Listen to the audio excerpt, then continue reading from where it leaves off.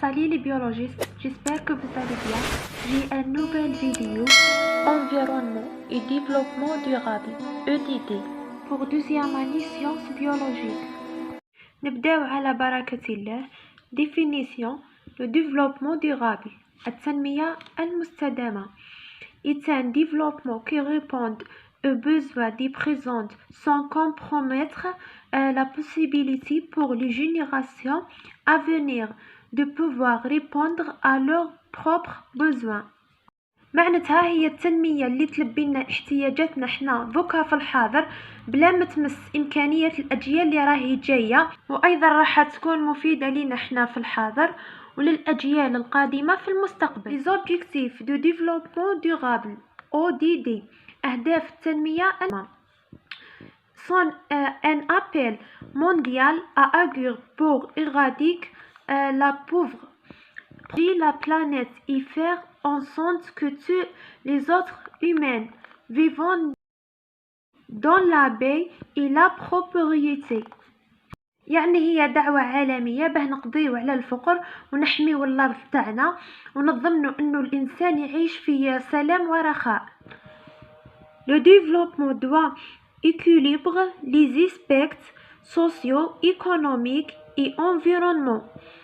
يعني لازم التنمية هذه توفق بين الجوانب الاجتماعية والاقتصادية والبيئية وتقيس جميع المجالات وتطورهم نحو الأحسن والأفضل.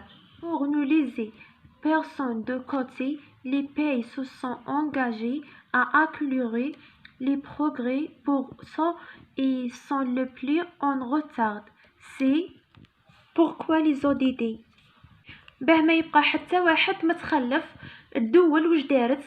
قامت بتسريع التقدم، يعني مدت لهم المعونة للدول المتخلفة واللي راهي في التخلف باه تطور روحها نحو الأفضل. هذا هو أسباب التنمية المستدامة. Nous devons travailler ensemble à atteindre ces objectifs ambitieux. لازم علينا نخدموا كامل مع بعض ونديروا اليد في اليد باه نحققوا هذه الأهداف الطموحة. التنمية المستدامة هذه عندها 17 هدف. نبداو بلوبجيكتيف نيميرو 1 إيراديكاسيون دو لا بوفغ. الهدف الأول تاعها القضاء على الفقر وتقلبهم كامل من ذوي الطبقة المتوسطة. Objectif numéro 2 lutte contre la faim. الهدف الرقم 2 هو محاربة الجوع. ما نخليو حتى واحد يتشرد، ما نخليو حتى واحد يجوع. Objectif numéro 3 accès à la santé. الهدف الثالث تاعها هو الوصول إلى الصحة. تقريبا كل الناس راهي تعاني من انتشار الأمراض والأوبئة خاصة في الزمن هذا اللي رانا فيه. هذا لو ديفلوبمون ديورابل تعمل لنا على محاربة الأمراض والوصول إلى الصحة. Objectif numéro 4 accès à une éducation de qualité. الهدف الرابع الوصول إلى تعليم جيد. كيف راح نوصلوا إلى تعليم جيد؟ عن طريق محاربة الجهل والأمية، مثلا بناء مدارس محو الأمية، توفير الهياكل المناسبة للمؤسسات التعليمية باش نوفروا الراحة للأستاذ وللطالب، وبالتالي التعليم تاعنا راح يولي أكثر من الجيد. Objectif numéro 5 égalité entre les sexes. الهدف رقم 5 المساواة بين الجنسين، بحيث نساويو بين الذكر والأنثى ونعدلوا بيناتهم في العديد من المجالات، سواء مجالات العمل، مقاعد الدراسة، في أي مجال لازم تكون كاين مساواة بين الجنسين، بحيث أنه كنت تروح للدول المتخلفة ديجا ما نروحوش لبعيد، ما نروحوش للدول المتخلفة في الدار برك. في العائلة الجزائرية نلاحظوا أنه الأم الجزائرية تنجذب إلى الابن أكثر من البنت وتدير الحوز بين وليدها طفل وبنتها الطفلة، بينما الأب ينحاز للطفلة البنت الطفلة ويدير الحوز بين وليده وبنته. Objectif numéro 6 assist à l'eau libre à l'assainissement. الهدف رقم 6 الحصول على مياه صالحة للشرب والصرف الصحي، بحيث نلاحظوا في المجتمع تاعنا انه ما نلقاوش الماء حتى باش تدوشوا ساعات العين ما تجيش ب4 ايام 3 ايام 4 ايام. ديفلوبمون ديورابل يهدف الى القضاء على هذه الظاهرة وتوفير المياه الصالحة للاستعمال. Objectif numéro 7. Recours aux énergies renouvelables. الهدف رقم 7. استخدام الطاقات المتجددة مثل الطاقة الشمسية، طاقة الرياح، طاقة الماء.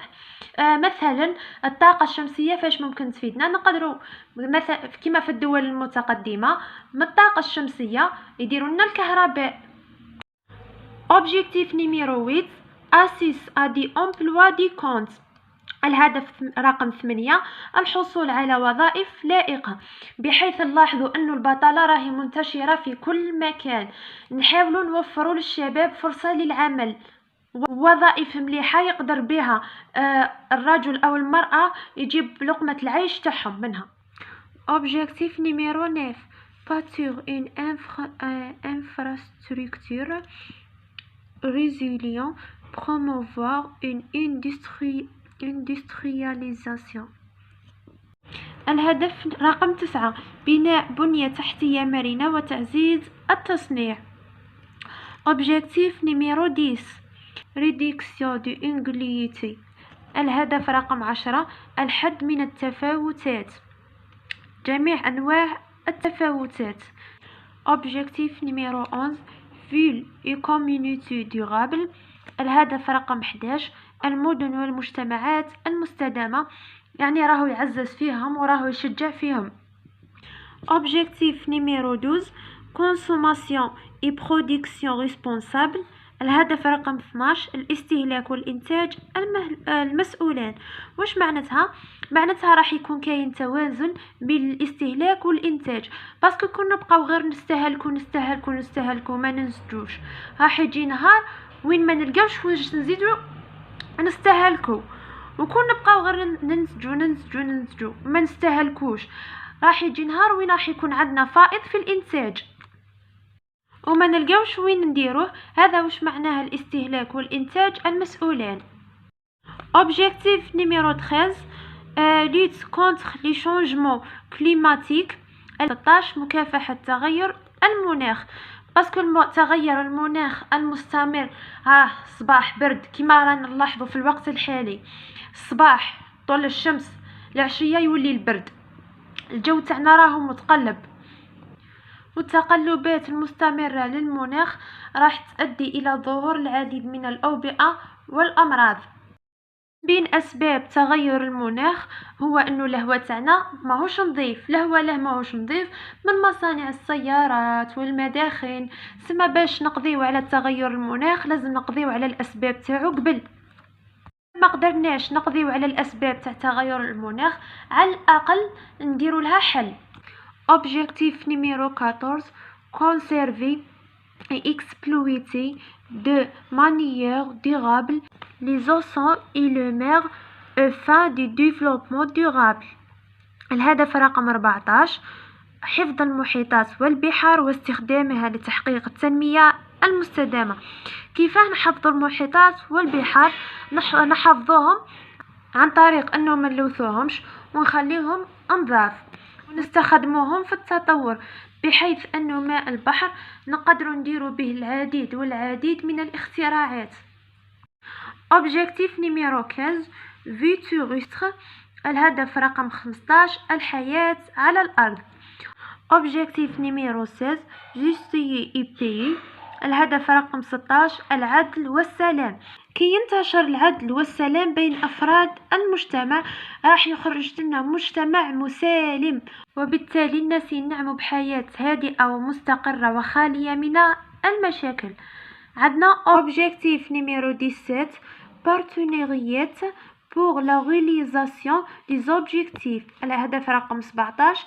إقامة شركات لتحقيق الأهداف.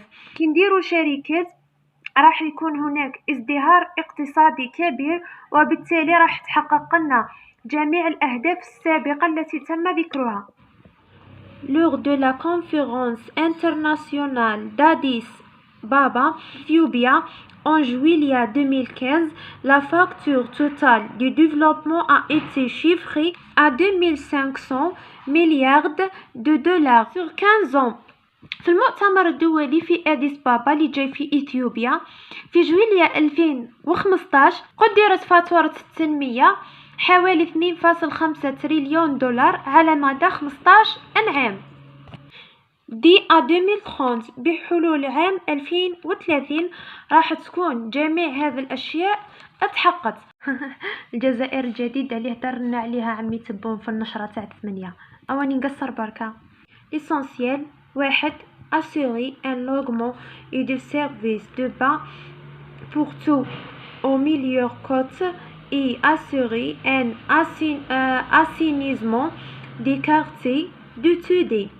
يعني نوفروا السكن والخدمات اللي يسحقوها الناس، سواء خدمات اجتماعية أو من ناحية الصحة أو من ناحية الأكل أو من ناحية المعيشة، وراح تكون بأفضل تكلفة، يعني مش راح تكون غالية بزاف. ونضمنوا ثاني الصرف الصحي للمناطق العشوائية اللي ما عندهاش. 2. Assurer du système de transport sûr à un coût abordable à les transports publics en portant une attention particulière aux personnes vulnérables. يعني ضمان أنظمة نقل عامة بتكلفة معقولة. كما قلنا التكلفة مش راح تكون غالية، مش راح تكون رخيصة بزاف، يعني حتكون في المستوى. وتحسين السلامة على الطرق، بحيث إذا لاحظتوا الطرق تاعنا راهم كامل محفرين، فيهم دودانات بزاف، بحيث انك تعقب على دودانة في بني عزيز قادر تطلع على العلمة نورمال، بالك يهديهم ربي ويسقموهم من 2030. كما انهم يوليو اهتمام خاص للاشخاص المعرضين للخطر. نيميرو 3. Renforcer l'urbanisation durable dans tous les pays.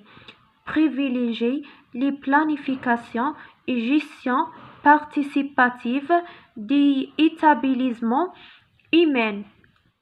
يعني تعزيز التحضر المستدام في جميع البلدان، وترتيب أولويات التخطيط والإدارة التشاركية للمستوطنات البشرية، ومن بعد يجيو المستوطنات الأخرى. Numéro 4. Effectuer plus d'efforts pour protéger et préserver le patrimoine culturel et naturel mondial. يعني بذل المزيد من المجهود باه يحميو التراث الثقافي والفكري والطبيعي للعالم ويحافظوا عليه من التلف ومن الضياع. Numéro 5. S'engager à réduire le nombre de personnes tuées ou touchées par les catastrophes et faire baisser le montant des parts économiques liées à celles-ci, à contre la protection des pauvres et des personnes en situation de vulnérabilité. يعني الالتزام بخفض عدد القتلى والمتضررين. مثلا يشوفوا حاجة فيها خطر بزاف وباللي هذيك الحاجة راح تقتل هذوك الناس، هما ما يديروهاش. عندنا الكوارث وتقليل مقدار الخسائر الاقتصادية المصاحبة لها. مثلا عندنا الزلزال، على بالهم باللي الزلزال راح يسبب كوارث كبيرة. مثلا في الصين واش يديروا؟ يبنيو منازل مخصصة للزلزال باش ما يهدمهاش بزاف. زيادة الحماية للأشخاص للفقراء والأشخاص المعرضين للخطر. كما نلاحظوا في بعض البلدان والله ما راهم سامحين بهذا الفقراء طول، وما على بالهمش بهم طول إلا من رحم ربي. ثم هذا التنمية المستدامة قلنا من 2030 راح تولي تهتم بالفقراء والأشخاص اللي معرضين للخطر وتوفر لهم الحماية. نيميرو 6.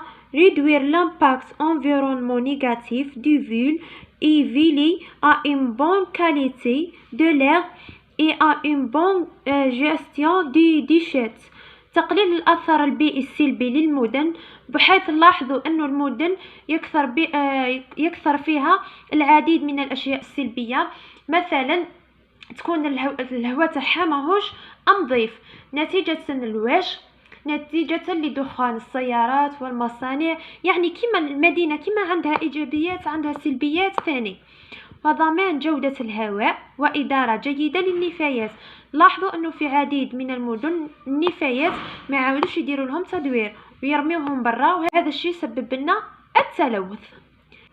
عندنا نيميرو 7 assurer l'accès pour tous à des espaces publics sûrs et espaces verts، يعني ضمان وصول الجميع إلى الأماكن العامة الآمنة والمساحات الخضراء، يعني اللي يديهم البلايص آمنين ما فيهمش الخطر ويروحوا يشوفوا جميع المساحات الخضراء من دون التعرض إلى الخطر. في نهاية الفيديو هذا نطلب السماح من اللغة الفرنسية اللي راني كرفستها وهرستها اليوم سامحيني وخلاص. المهم انا الهدف تاعي انه تفهموا وما تدنقوش لهذه الناحيه تاع انه اللغه الفرنسيه تاعي في النطق كاين كلمات كسرتهم تكسار.